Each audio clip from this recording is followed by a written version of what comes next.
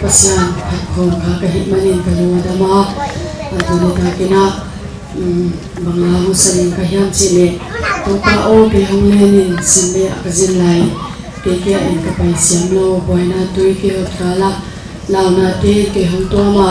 lungwan na hong ne sanin china pasian ni phat na pung ne no ma ke mi pa ma ga le sa hi zon boina ta pi ta ong kala pasian na ai te ama sunga ang khamong sa di na to ni ta kina pasian sam khon di hiam pasian mi than na di na to pa o ke hong lenin china pasian mi phat na ne